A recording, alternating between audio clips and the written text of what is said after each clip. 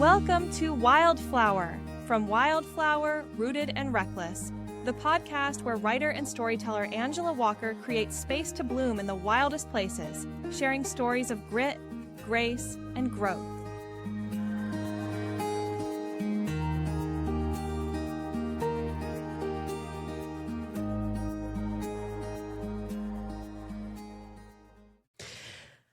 I just want to give a quick trigger warning for domestic violence in this episode and some adult subject material or topics that'll be talked about. Welcome back to Wildflower from the Wildflower Rooted and Reckless podcast. I am Angela Walker. So last week we closed a chapter and this week we're opening a new one. We're going to move into a new era of life, probably my least favorite chapter of my book so far. And I would say probably the one I've blocked out the most. Only one good thing came from it, and that is my daughter. It was a hell of a price to pay, but I'd pay it 1,000 times over for her. Telling Cody's story is easy. Now I'm starting to really tell mine, and that's where it's going to get hard. A couple of my friends owned a bar and I would occasionally go over and hang out. I wasn't 21 yet. I never pushed the envelope and was drinking or, wanted to get them in any kind of trouble. So it was just a place to hang out, kind of unwind and play like the little electronic games that they had where you had to figure out what's different in these pictures, like what doesn't match. So oftentimes I would put Cody to bed and I would slip over to the Oasis because I had friends in low places and I got really good at darts and pretty good at pool, was really good at the electronic game. So one night there was a guy there. We kind of had gotten to chatting and we really just hit it off, to be honest with you. We hit it off. We were having fun. We were playing the electronic game. And then our friends, turned out he also was friends with them, ended up telling us that they were actually like setting him up with another mutual friend. And he was not super thrilled about it. They just didn't mesh well, according to him. Like he just wasn't feeling it with her. And we were hitting it off. So at the end of the night, he slipped me a cigarette and around the butt was his phone number. Okay. I mean, this is slick stuff here, right? And so we went our separate ways. I just drove across the street to the gas station, called the phone number. We talked. I went over to his place because, well, at that time in my life, the best way to get over someone was to get under someone else. So I thought, what's one night, right? Like, what is one night? So I went over there. We hung out and Netflix and chilled. They didn't have Netflix then. Did they have Netflix then? Redboxed and chilled. And that was that. I went home and I was always home before anybody woke up in the morning. And later that day, he ended up reaching out to me and we started talking. And nobody knew we were talking, but we just kind of started talking. We went to our friends and we were honest with them. And we said, listen, we really hit it off. He was honest and said, I just wasn't feeling it with her. And we were going to date. Like we were dating at that point.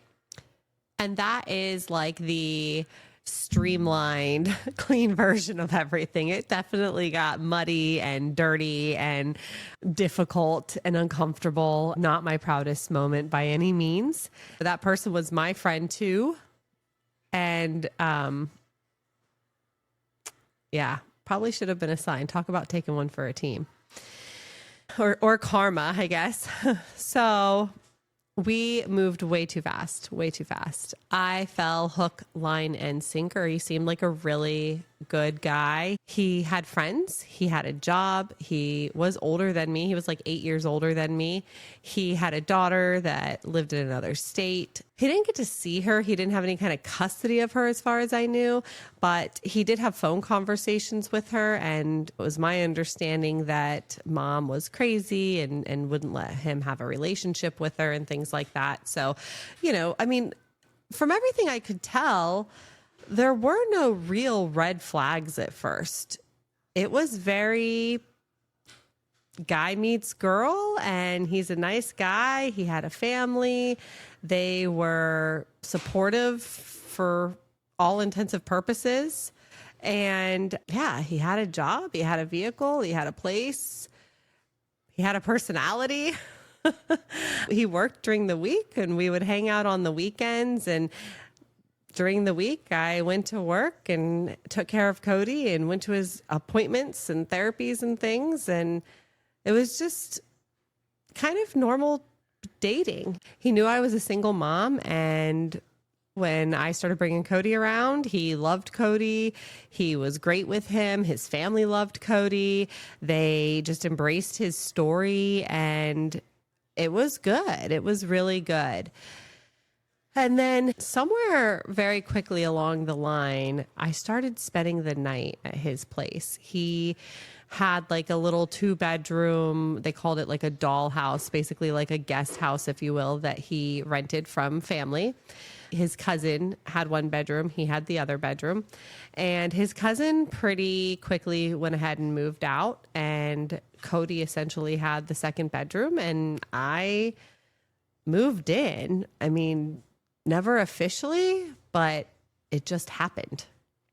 So Cody's dad and I split up in like April, and numero dos. I don't know what I'm supposed to call him. Number 2. Baby daddy numero dos. Baby daddy number 2. Well, we started like hanging out and talking in May. It was really close.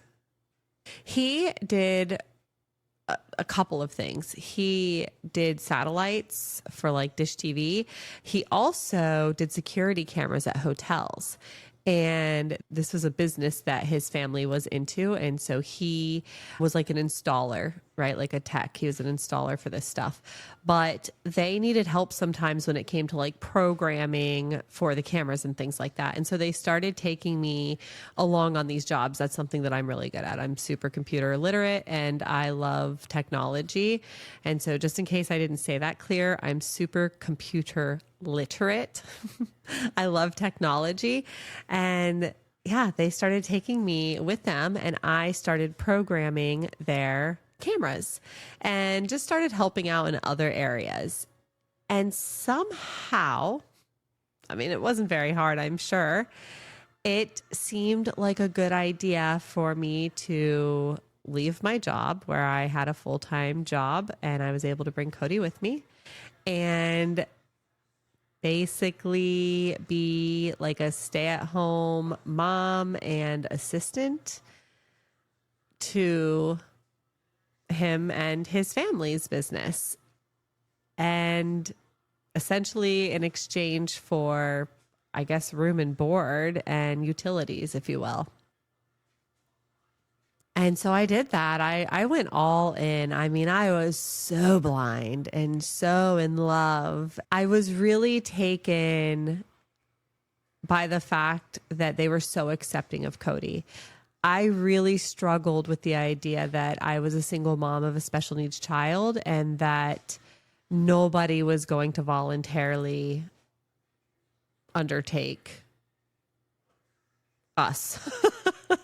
Nobody was just going to voluntarily be like, oh, cool, single mom and he has special needs. Yeah, sign me up. I'm in, you know? So my self-esteem was so low. My self-worth was just in the negative for sure. Like he had already won me over for the fact that he was willing to date me and was so kind to Cody and his family as well. They genuinely loved him. And I remember one time Cody was gifted like a little Power Wheels and he couldn't quite hit the pedals, which was probably for the best, but they got together and figured out like how to alter it so that he could drive it. And yes, it did end up with basically a whole bunch of adults running as fast as we could after it to catch it. Lesson learned, steering's involved. That's a thing. But it was things like this that just drew me in and drew me closer and just continued to just put these veils or cloaking of red flags in front of me. I just didn't see them. I did, but I just turned a blind eye. I didn't want to see them. I started to notice that he drank a lot. Like he drank more than anybody else I really knew, I guess. And it was one day I was walking around the house and I stepped into a hole, except for it wasn't like a hole where your foot goes all the way down. My foot just stopped. And in the hole were empty vodka bottles. And I was so weirded out. I couldn't actually wrap my mind around why there would be this hole of empty vodka bottles. Like, why would anybody need to store them like that? Alcoholism was not even an option to have thought about. So I grabbed a couple of them and I went to him and I was like, hey, like I just found these in your yard. It's so weird. And he started like crying. He basically said that he understood if I ran, that most people run from him, that he struggled with alcohol and drinking too much, and that he was essentially a recovering alcoholic. And he reassured me that what I had found was old. That wasn't a current thing. That was like an old thing, and that he can balance life now, right? Like he can have a few drinks and have a life. Like he doesn't hide vodka bottles in holes anymore. That was an old thing that I just happened to stumble upon. And I bought it. I felt so bad for him. He had like this whole sob story, and he was really good at saying stuff like, my name is Angela. And so, I was his angel sent by God, and he prayed for me. And I lapped it up like a thirsty dog. It's in retrospect embarrassing. It's ridiculous. I lapped it up like a thirsty dog. And he just knew what to say to make me feel good. He just knew how to word things. He knew which strings to strum. And I did. I fell hook, line, and sinker. And I reassured him. And I was like, it's okay. And you just need somebody to come alongside you. And I got your back, buddy. And we can do this together. And all those things that we all think. But anyway, July was my birthday. Just a few months had gone by that we were dating, but we were fully involved. I mean, we might as well have been married, setting up shop, playing house, doing all the things, you know. So from that night that I questioned him about the bottles that were found in the hole, he essentially said that he was going to back off drinking. And while he thought that he had it managed and under control, he knew that he probably needed a little space from it. And so he did. He did. So my birthday snuck up. It was my 21st birthday. And of course we went out for it. And of course we got absolutely smashed. And the next day I had wanted to get a tattoo for my birthday. So we drove about an hour and a half or so away to a tattoo shop with a guy I was familiar with. We went in and he was just a totally different person. He was really like agitated. He was asking weird questions and acting as if the tattoo artist didn't know what he was doing, or like he hadn't been in business for several years and didn't have a good reputation. He ended up, there was enough tension that I believe he could tell. And he's like, I'm just going to go hang out in the truck and listen to music. His brother was with us. We're going to hang out in the truck and listen to music while you get your tattoo done. Like, there's no sense in us sitting here. Okay, great. No problem. So it wasn't a very big piece or anything like that. It was pretty quick to do. And I came out. He seemed in a much better mood, jolly, happy-go-lucky, opened the truck door for me, loved my tattoo, thought it came out so good. Everything was good. Everything was well.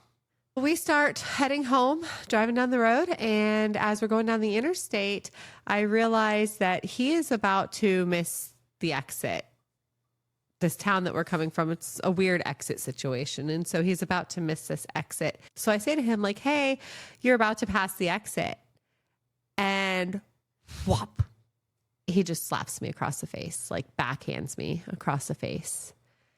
I am shook. I am in shock. I didn't react. I just sort of grabbed my face and looked at him like, what the heck? He immediately apologized. I don't even remember the words he said. It was just like a episode of Charlie Brown where it's just blomp, blomp, blomp, blomp, blomp. Like I have no idea what words were being said. Nothing like this had ever happened to me before. I just didn't, I was beside myself. About the time he was finishing his half-ass apology, his brother hands him up a beer and he slams it. And when I say he slams it, I mean like one gulp and it's gone. About this time, I realize his eye is drooping. His hand is being held weird. Like these mannerisms. I didn't know it at the time. Later on, I kind of figured things out. But these mannerisms that like he's been drinking and he's driving and we still got a ways to go. He stops at a gas station. And I said I had to use the restroom. So I go inside and I call 911. And I tell him what's going on. I give him the license plate number, like the truck, the description, the whole 9 yards. So I come out of the bathroom and we go to get back in the truck. And I'm like, hey, why don't I drive so you guys can like hang out and listen to music and stuff? I really don't mind. And he is not having it, like as if I called him every name in the book, including a terrible driver. So we get back in the truck and start down the highway. And I'm thinking, surely we're going to get pulled over. Like, obviously, the highway patrol are looking for us. Obviously, they're sending the troops. Somebody's going to find us and everything's going to be okay. When I tell you we passed no less than 3 highway patrol cars, I'm not lying. Not one stopped us. Not one looked like they were looking for anything. And they're just progressively getting drunker and drunker as we go. We finally got off the exit, our exit, to go home. And he stops at the grocery store. And we go in. And again, I said, I have to use the restroom. And so I went into the bathroom. And I called 911 again. And I said, I called you guys and this is what's going on and nobody's helping me. And we've passed all these highway patrol cars and it doesn't seem like anybody's even looking for us. And here's the make and model of the vehicle. Here's where we are. This is where we're heading. Okay. Like I just, all of the things. So I come out and he is waiting for me outside of the bathroom. We're walking out to the truck and he says to me, why don't you go ahead and drive the rest of the way home? You can drive home. We're like 7 minutes from the house at this point. I'm like, okay, go figure, right? Sure, I'll drive home. Mind you, this whole ride, he's just verbally, I want to say like verbally assaulting me, but not outright. In the most underhanded way. He's not like saying anything mean to me, but he's insinuating things and belittling me, not berating, but belittling me. So I get in the truck and I start driving. And as we're going down the road, I see a police officer sitting to the side. And at this point, I am so disappointed. I am like, they don't care. Nobody cares. Like there's nobody to help me. And just to really see if it's true, I swerve. So this is two-way traffic, no median. I swerve in front of the officer, very obviously, into the oncoming lane and back, like, oh gosh, oops, my bad, kind of a thing. Of course, he's not happy about it, but like, I just have to see what's going on here. I don't understand. And I didn't get pulled over. Not even, nothing. Absolutely nothing. So we get to the house. At this point, it has erupted into a full-on argument. It is not good. I grabbed my stuff. I mean, I didn't have a whole lot of stuff there, but I grabbed what I did have there. I picked it all up and Cody's stuff, and that's it. Like, you're not going to slap me across the face. It wasn't okay. It's never okay. There's no excuse for it. And I tucked tail to a hotel room for the night. I just needed to get away. I'd picked up Cody. We went to the hotel room for the night. I phoned a friend, talked to him about everything. The next morning, a guy was right in my phone log, calling, apologizing, texting. He wanted to talk. He was sorry. Obviously, there is still some of my stuff at his house. Please just come home. All the things. And by evening, I gave in. And I went back to the house. And he had this whole sob story of his childhood and his parents' divorce and his dad and his dad's drinking, and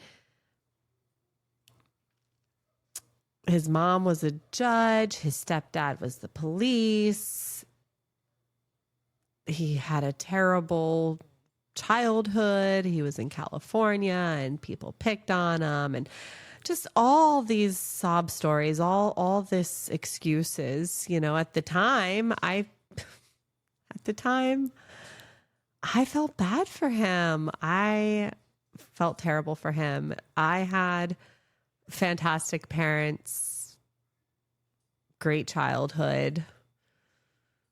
I mean, yeah, I got picked on and bullied, but I had supportive parents to hug me at the end of the day. And I just thought, if I loved him enough, if I loved him hard enough, if I showed him he was worthy of love, if I showed him what unconditional love was, it would conquer all, right? Like, it would just bring him out of this need to feel better through drinking, because he would just feel so loved. And so I went back. And of course, he promised to quit drinking. And I think we started going to church about that time. I was already going to church. I think he started going with me. Looking back, I see so many movements of manipulation that I thought were obviously sincere gestures. And maybe some of them were. And I'm sure there was some part of him who wanted normalcy and wanted a family and a good life. But gosh, I have a hard time swallowing that sometimes. In retrospect, it looks so calculated and conniving. It's just bizarre. So I went back and things were actually good. He wasn't drinking and we were being a family. We had moments, of course, but for the most part, it was football season. He loved football. Huge fan of the San Diego Chargers. He had weird football stuff, like if you were wearing a scrunchie in the third quarter and they missed the kick, then you had to not wear a scrunchie in the third quarter next time. And if he were standing outside smoking a cigarette, watching the game when they made the extra point, then he had to be doing that when they were going for some extra point. A lot of superstitious stuff. It was honestly kind of fun. It was weird, but fun. And It was okay. I mean, it wasn't like every moment was terrible, obviously, you know? You lived for the good moments, but you didn't even realize you were doing that. I mean, you just lived life. And that is what we're going to end on today. You've been listening to a Wildflower Rooted and Reckless podcast production with Angela Walker. Catch Wildflower drops on Tuesdays, Rooted on Wednesdays, and Reckless on Thursdays. Subscribe wherever you listen. Stay wild, stay rooted, stay reckless.